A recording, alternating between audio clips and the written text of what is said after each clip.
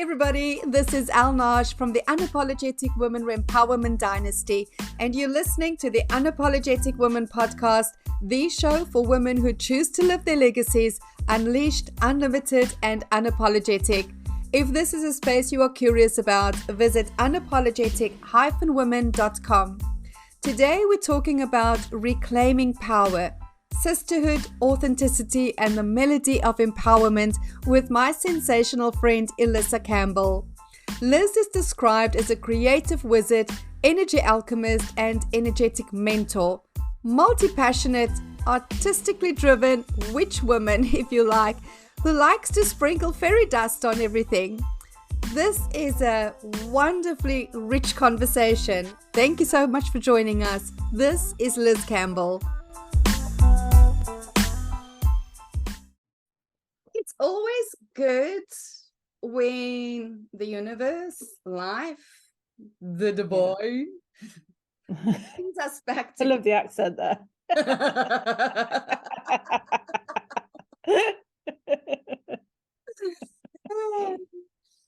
Yes. And with us, it keeps happening, right? We keep on connecting, and then we live life, and then life comes, yes, Lys. And then I go, Lys is back. And it's so exciting. So thank you for being back, and thank you for coming on the podcast. I'm really excited to be having this. I was going to say, thank you for coming. Like, you were right on time. Literally, I started thinking about you, and then a few days later, boom, there you were. Yeah. I love that. That was very serendipitous. And it's interesting because we always meet on the Book of Faces, and it's the Book of Faces that I always go away from. And then every now and again, there's just this like nudge to say, no, it's time to return. And then I return and I go, but it's just as boring as what it was before. Oh, but there's Lys.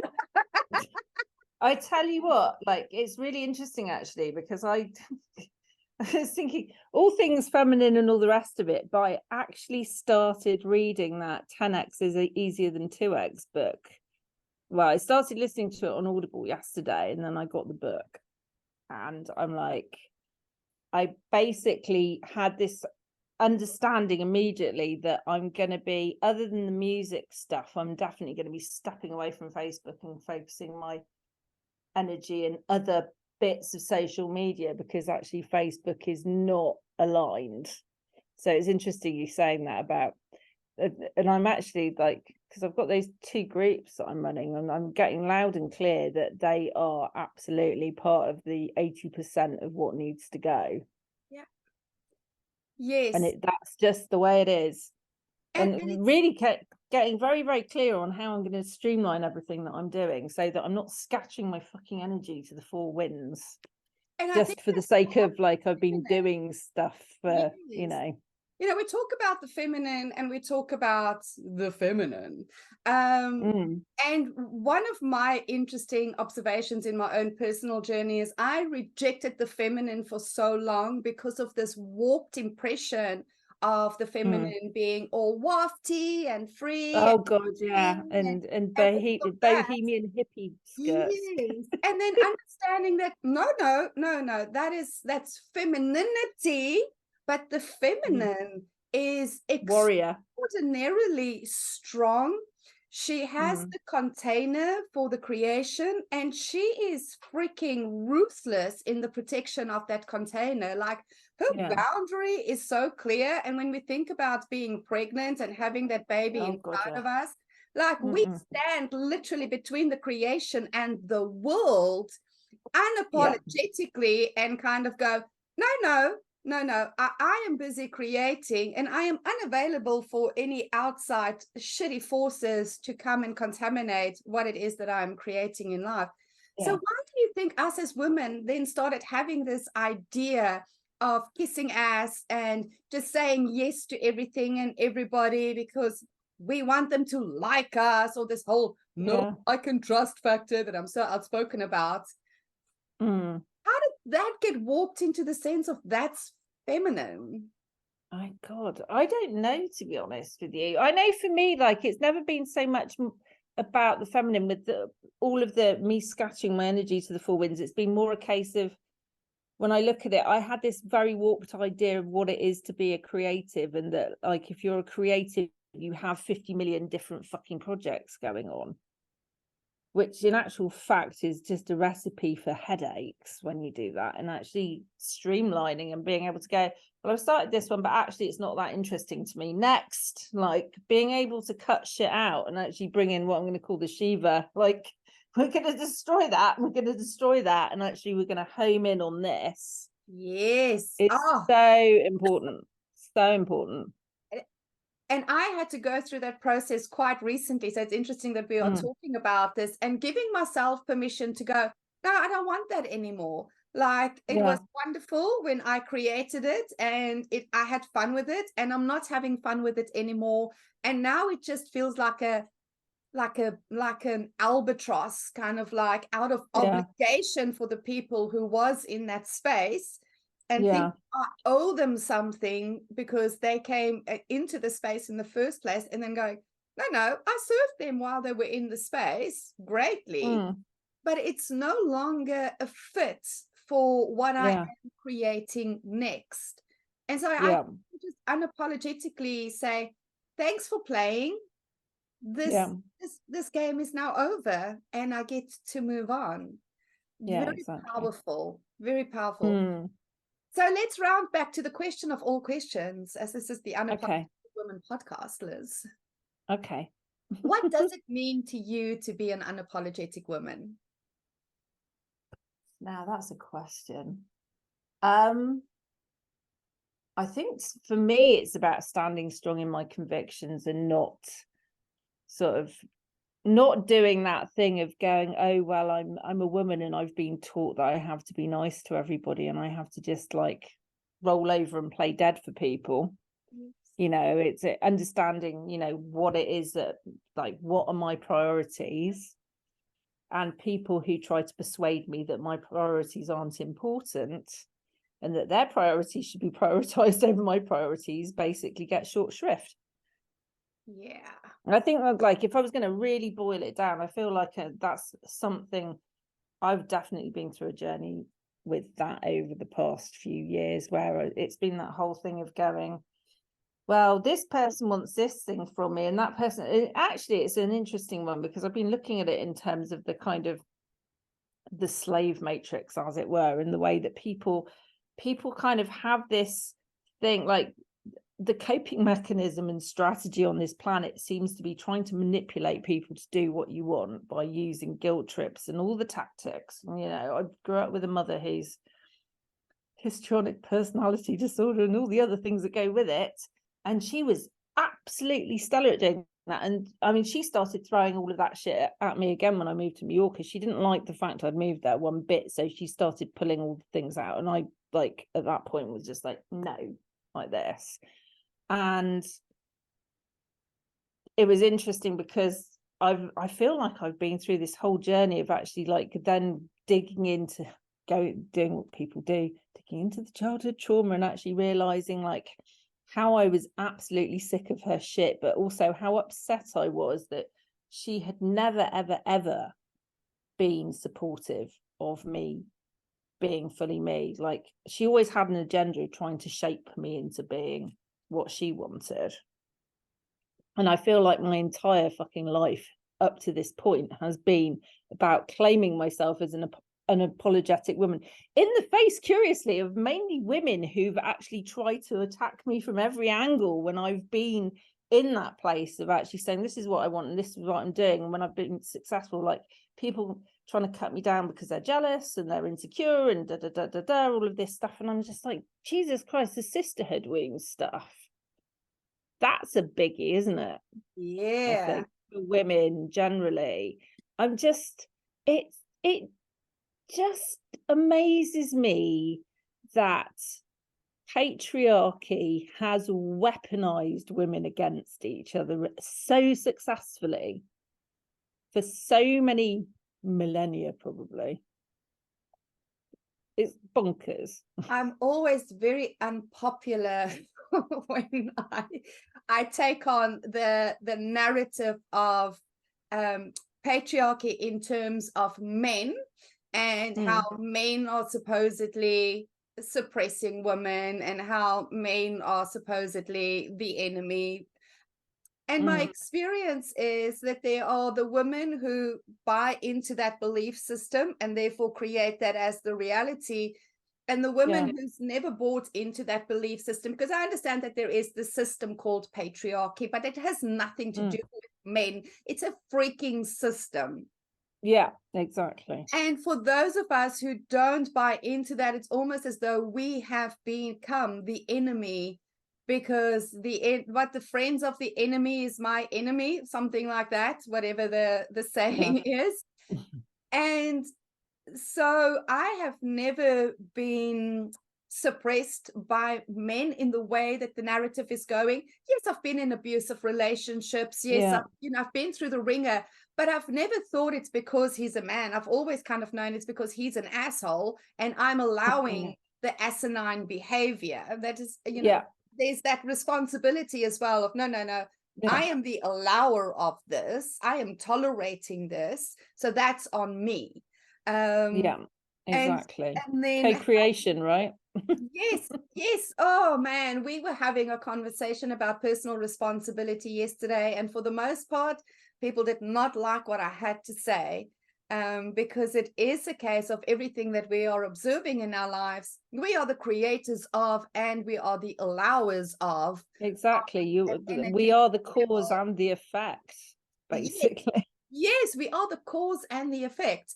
And at the end of the day, until you take that on fully, fully, and I think the scary part is when you realize just how powerful you are after everything that we have been taught, and then taking full responsibility for that power and go, well, that's what shits people up. Yes.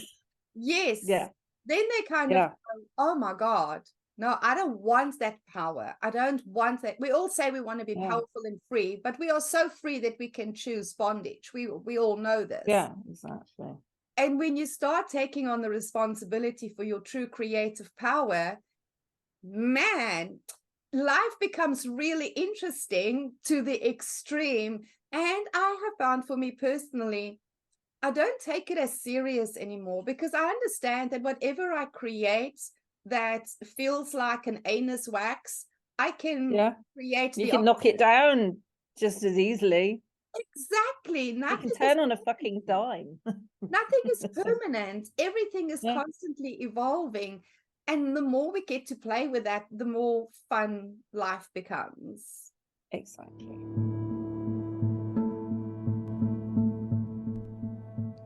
Taking a moment to call all extraordinary trailblazers, visionaries, and possibilitarians. Get ready to unleash your inner brilliance with a touch of elegance and a dash of sass. It's time to dive into the art of self-leadership, a journey designed exclusively for phenomenal female founders, artists, and leaders like you. Hey gorgeous, yes, you with the unstoppable spirit and the audacious dreams. You're not here to play small. You're here to craft a legacy that turns heads and sparks revolutions. Through the art of self-leadership, we're about to recalibrate your entire existence. Say goodbye to those old belief patterns that whispered about self-sacrifice. Let's dial into your soul's deepest truth, your self-actualization, and do it with the grace of a ballroom dance and the confidence of a catwalk strut. Your journey, my dear, is a masterpiece painted in the hues of your vibrancy, catered to your desires, and fueled by your fiery potential. We're not just offering a consultation, we're inviting you to a tete-a-tete with your next monumental triumph. Are you ready to RSVP for this journey? The link is flashing like a neon sign in the podcast episode description, or you can saunter over to our elegant domain, unapologetic-women.com. Darling, your unapologetic self-leadership journey begins now.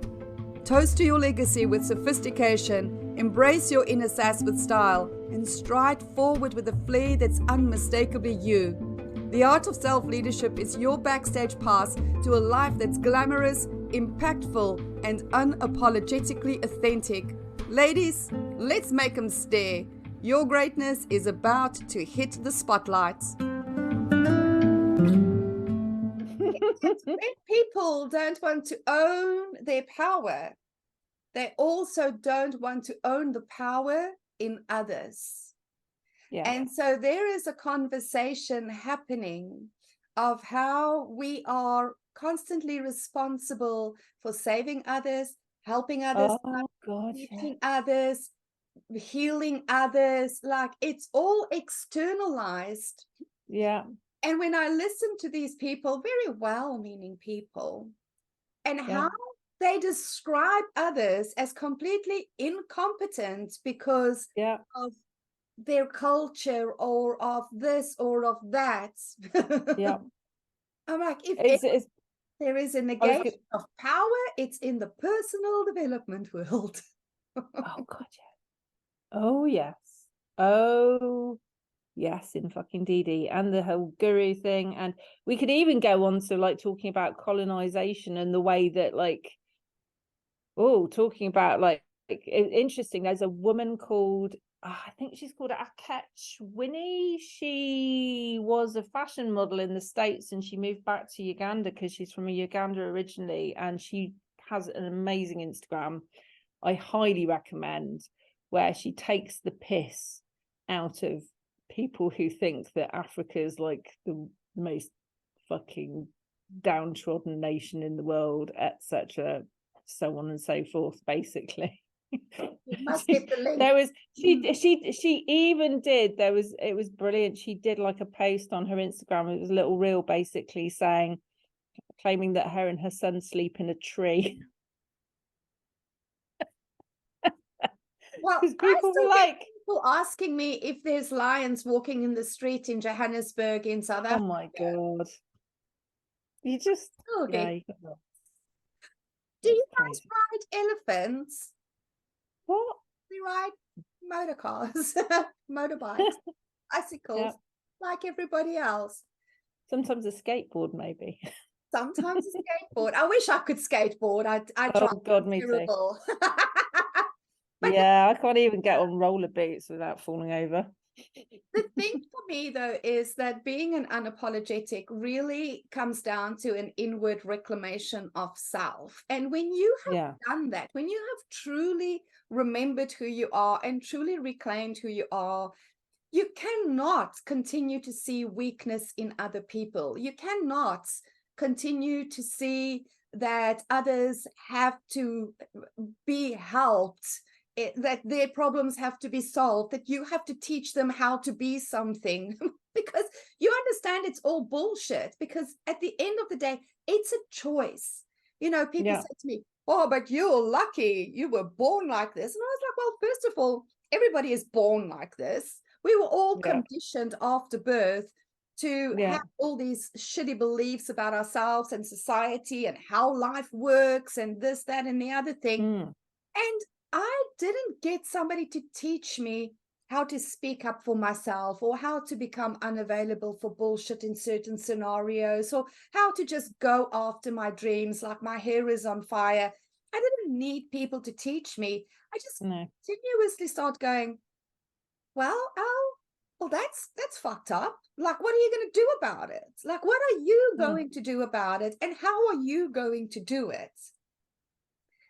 It is that belief in self that I'm finding is so lacking at the moment, especially in women. And here's the thing that I've also observed.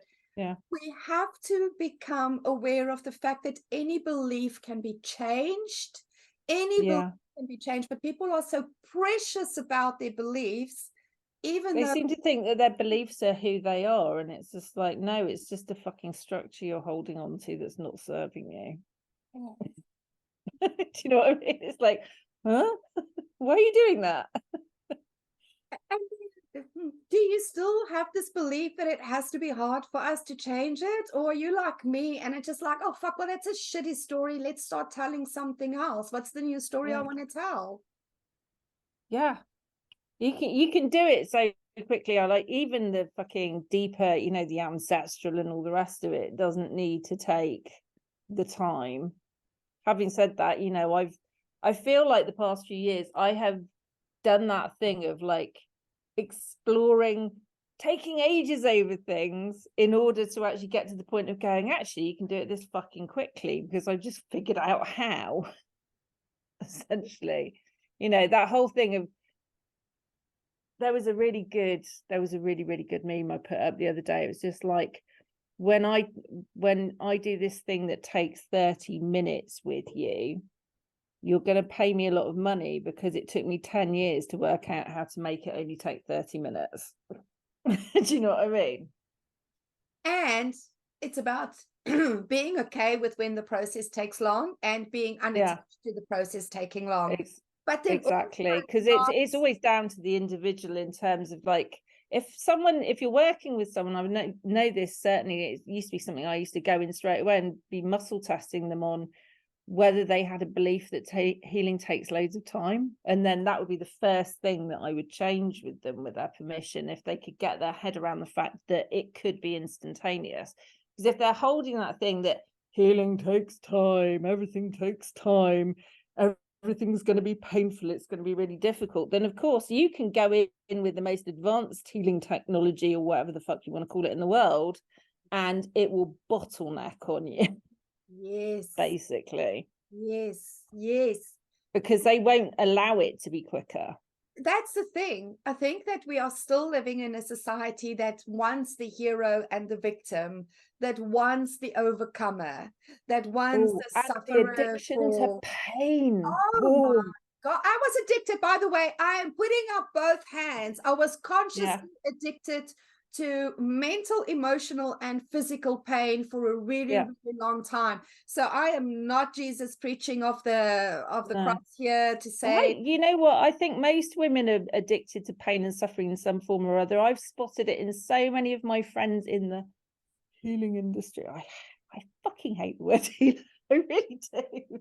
But you know what I mean? People who work with energy, it's just like, oh, well, no, there's about 1 million layers and it's going to take so much time and da-da-da-da-da. It's just like, that's a choice.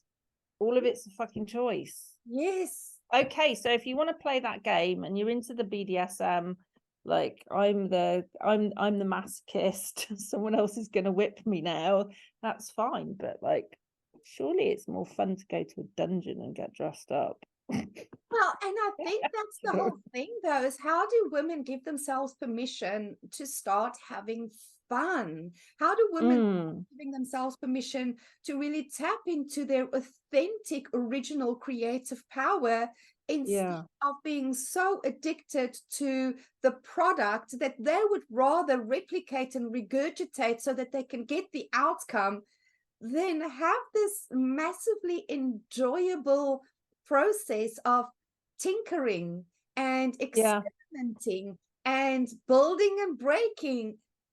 Get the Legos out. Get the Legos out. I joined a space earlier this week, and we were asked to make an introduction, and so I made an introduction, and I was very quickly told by the owner of the group, no, darling, well, there's a formula for the introduction that you have to, and this is the formula, and it's about the problem that you solve. And I sat with this for a while, and I thought, I don't solve any problems.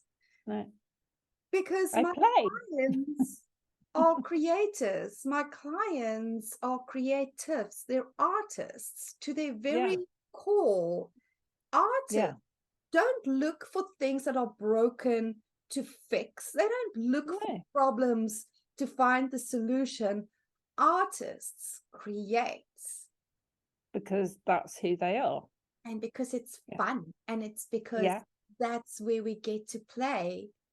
And it's as though if you are not solving a specific problem, and this is a message I really want everybody to take away, you don't need to solve a problem to be valuable. No, exactly. You need to have fun and create for you to have a delicious life experience. Your value is in being alive.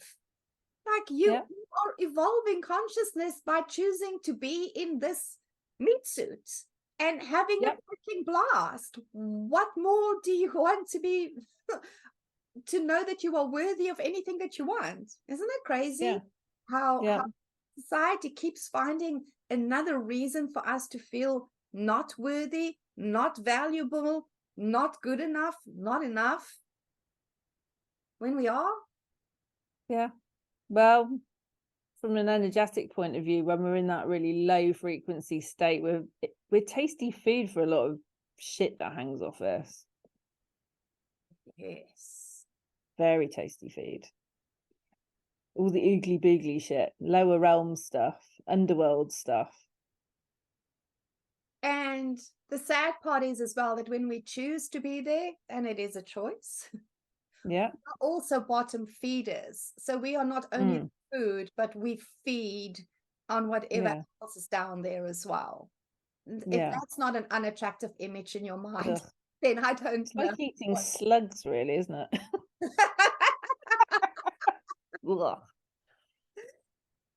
Give me a pavlova any day. Oh, I found little pavlovas this weekend. Little pavlovas, oh my god! It's called mini unicorn farts. Mini, and they are brightly colored little meringue. Oh, wow. It's so nice. Cute. So for me, it was a journey and continues to be a journey and a conscious choice every day of how to be my most unapologetic self and how to reclaim myself in the moment, becoming aware of my thoughts, when my thoughts are yummy and when my thoughts smell like not unicorn farts, the other ones. Bad farts, eggy farts. But it was a long journey for me to get to that space. How did you experience the journey? And do you feel like you've arrived, or do you feel like it is still an evolving space for you? Oh, it's definitely, I do feel like it's an evolving space, but I feel like the whole point of life is it's an evolving space. So, you know, it's one of these things, you never arrive, right? At the point where you arrive, you die. Yes. And I kind of like being alive. So as far as I'm concerned, I'm just like, I'm in for the ride. One of the things I appreciate about you most is from our very first moment, you were the antithesis of what's being held up as spiritual teacher, guide, healer, whatever the case might be. There are some choice words you could use. There's some choice words that you can use. Why did you choose to be in that space, but be everything that the space is preaching against? Oh God. Well, I do actually think there's definitely an element of, I think the fact that I was a cam girl and very unapologetically so before I kind of started having this massive, I'm going to call it an awakening, where I realized that in actual fact, a lot of the time I was literally kind of, I felt like I was a cross between some kind of like half naked comedian and a psychologist. For these people that visited me, and like I was sort of like their friend / counselor / jazz hands, paint my face like a tiger, whatever stupid shit I was up to that day.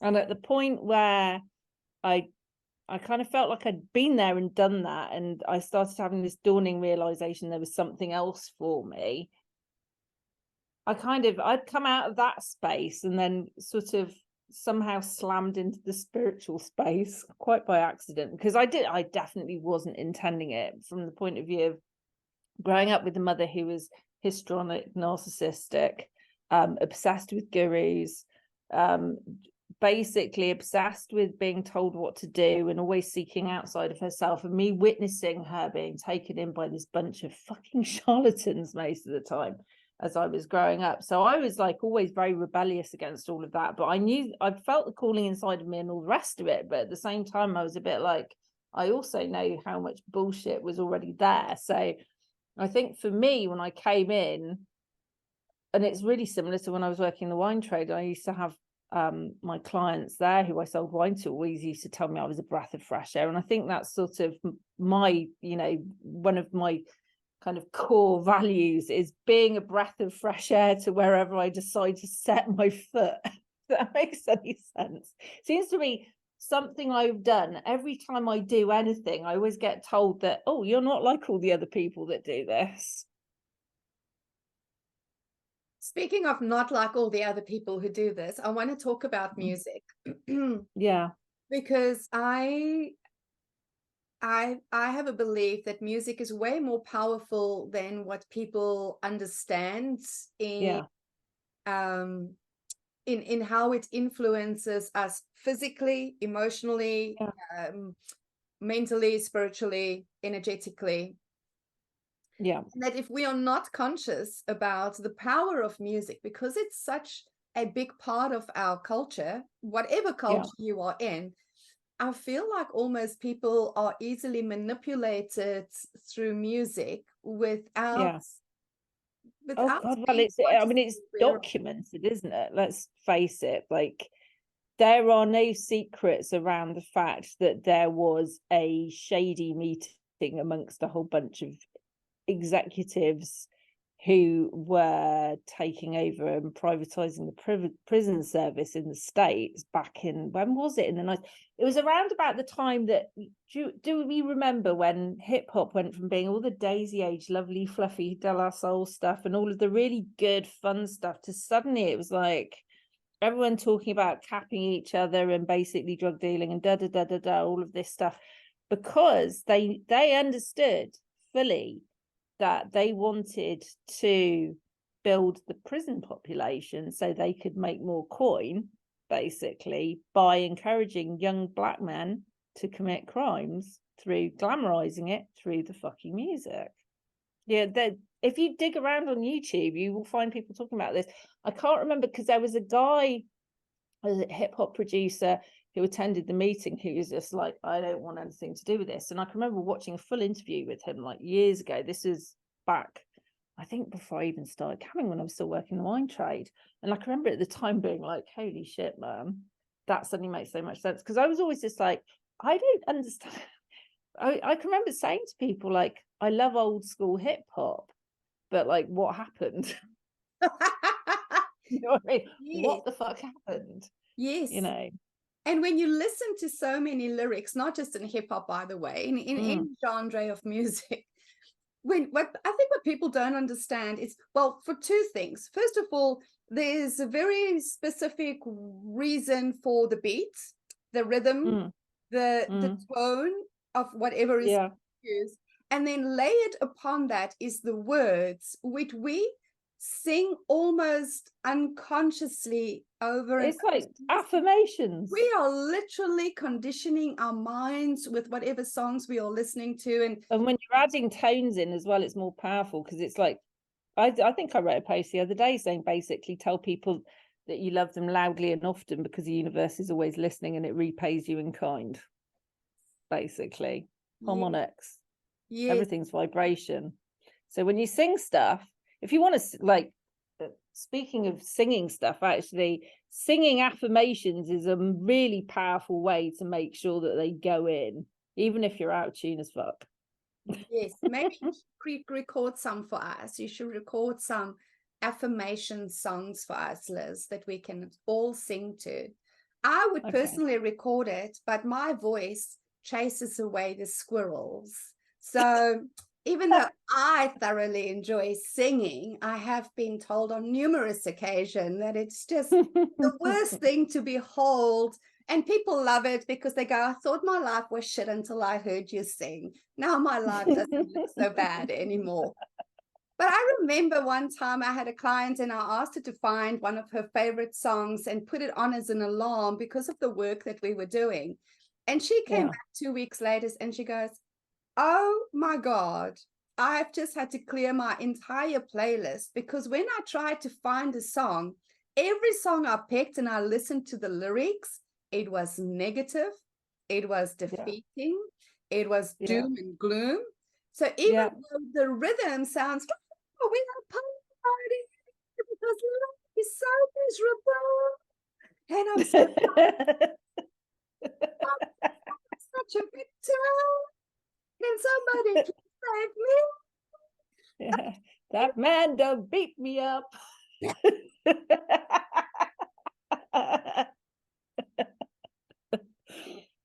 They're buying into this. They're literally conditioning the mind muscle to the words, to the message with the rhythm. And then the cells, all the cells.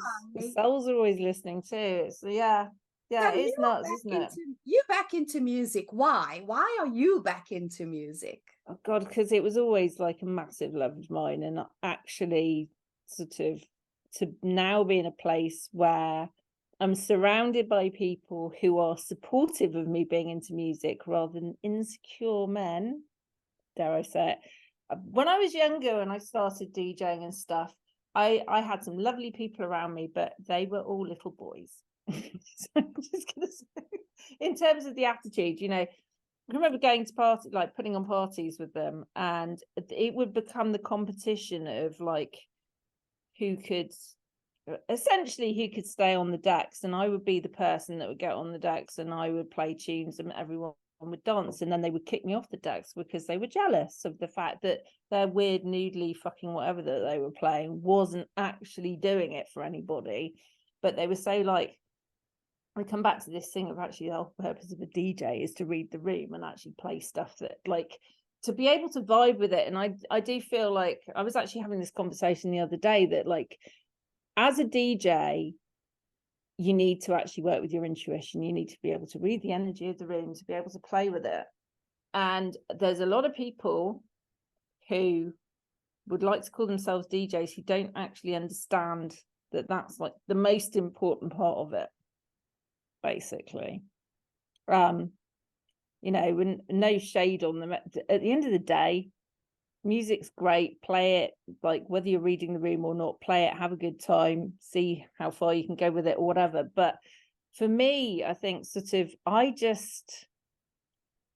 God, there's so many things. Like I had this idea about activation raves. At the moment, I'm just very much in that space of going, I'm surrounded by people who are really encouraging me and really wanting to hear me do my thing and actually wanting to support me, which is lovely. First time in my fucking life. No one going, oh no, I want to try and prove I'm better than her or any of that shit. Like we don't have any of that round here. It's so fucking refreshing for me. And there's so much good music out there. And my dad bought me a Denon Prime 4, which has been so much fun to play with over the past couple of years. And yeah, it's really nice to be able to kind of go, yes, I'm doing digital stuff now. I was just like, no, I will never play digital. And actually just to actually allow myself to evolve and go, you know what, in actual fact, there's loads of really cool things about this, because you can essentially, because you're not trying to keep two records in time with each other, you know, beat matching is just a tiny part of the whole thing, essentially. And with the digital stuff, it makes it so much easier. I love playing with vinyl, but you've got more room to be creative with digital stuff. Yeah, absolutely. Basically. Never say never. I've learned that. Exactly. Never say never. And also get out of the thing of there's good and bad creations. There's creations that get to be used for good or for bad, but you get to choose. And I find that if we are rejecting a creation because we believe that it can only do bad, then we negate the good of the universe and understanding that the universe is only good. It is what we do with stuff that will create a good or a bad outcome for ourselves and other people. Yeah. But it's still about taking that responsibility for your power. It always comes back to that. Even as a DJ, taking responsibility for the power that you have over an entire room. Yeah. You set the tone, literally. Exactly. So looking at the time, because we could talk for hours and about everything. And again, there's no theme to this conversation. What I enjoy most about these conversations is that there's never an intention to have one message. It's wherever the conversation goes. Yeah. And then to understand how rich we are as women in our diversity instead of getting hung up on one aspect of ourselves. So what do you take an unapologetic stance for in this world? Empowerment, just generally. I kind of feel like that's the whole fucking point for me, but not from the whole point of, not from the perspective of, it's my job to empower you. It's more a case of, I'm here to remind you how you empower yourself. Which I have termed rempowerment. Yeah. There to remind you to empower yourself, because nobody can empower you. They can help you. They can give you tools. They can give you loads of knowledge you can't be asked to go find for yourself, to help you figure some stuff out and play around with it the way that you want to, which is effectively what I feel like I do when I'm teaching people. But yeah, you can't empower someone who's determined to disempower themselves. No, the power comes from within. Exactly. And until people realize that and clean up their language and understand we cannot empower anybody else, they can only empower themselves.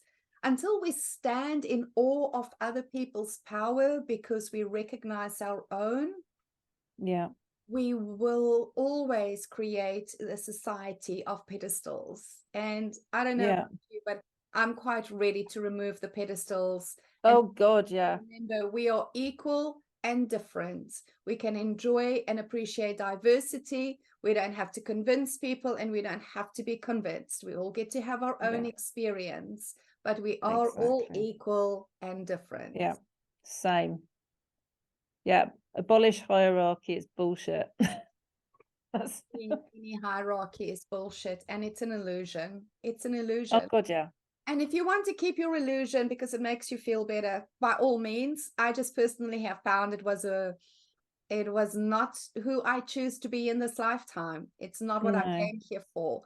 It's definitely not what I came here for either. I think like I came in fighting on that one. I can remember actually having arguments with my grandma when I was like really small about me too, screaming match. The fact that the monarchy existed, for starters. And I was just like, let's start on this, age 6. Why do we have a queen? I don't see the point. Why is she being put in charge? My grandma was a real royalist, so she's just like, oh my God, blasphemy, you can't say this. And I literally, I came in, knew what I was swinging for. Yeah, I really did. I never understood any of that stuff. And isn't it wonderful that we very vocal about it? We kept the curiosity, we kept questioning, and to this day I keep questioning and I keep being curious. And not because I need to make other people wrong, but I'm always, but what if? But what if it's all bullshit? But what if we don't have this anymore? But what if like what if we allowed ourselves to actually live in a different way? Exactly. Yeah. Okay, my darling, last words for our listeners today is fantastic.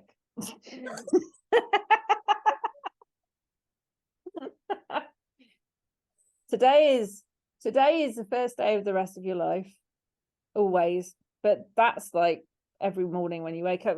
I'm very much in that space at the moment of going, every time you wake up, it's a chance to start anew. That whole thing where people, every day is your birthday, baby. Exactly. It's a rebirth every fucking day. Yes. And age is but a number that's utterly fucking meaningless. Oh, age is a beautiful number. I think that it's time for us to start celebrating that again. Fucking 50 years of waking up and choosing to live is not to be sneezed at. Oh, definitely not. I am so disillusioned with the youth culture that everybody is creating in our world, because we have forgotten what a privilege it is to get old. We have forgotten the amount of wisdom we get to harvest every single day, every single year, if we so choose. Yes. If we so choose. So here's to us growing old joyfully. Yes. To all and being sprightly as fuck as well. Yes.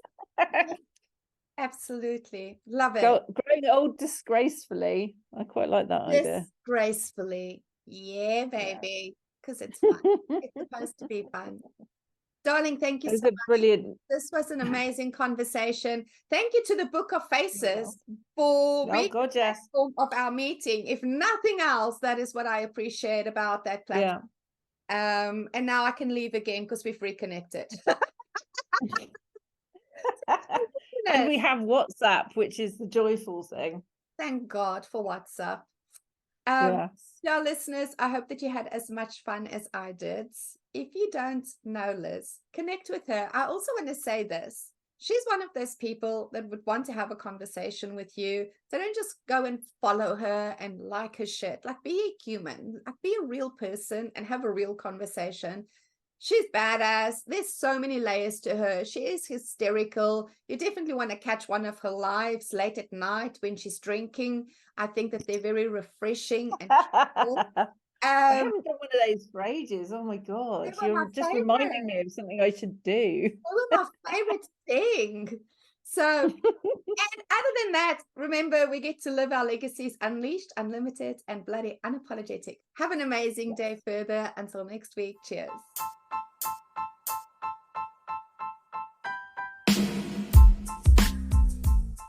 Thank you for joining us on another empowering episode of the Unapologetic Woman podcast.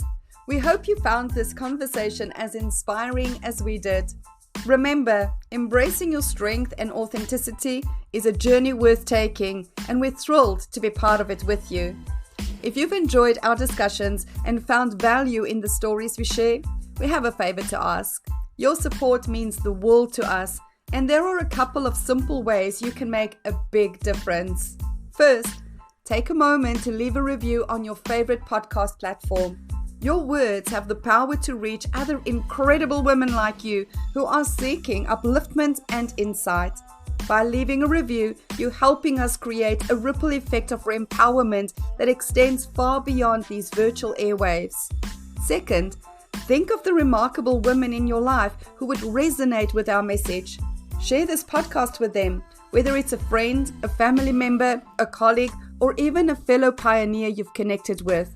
Together, we can create a community of unapologetic women who uplift, support, and inspire each other. Stay connected with us on social media at The Unapologetic Women for updates, behind-the-scenes moments, and engaging conversations.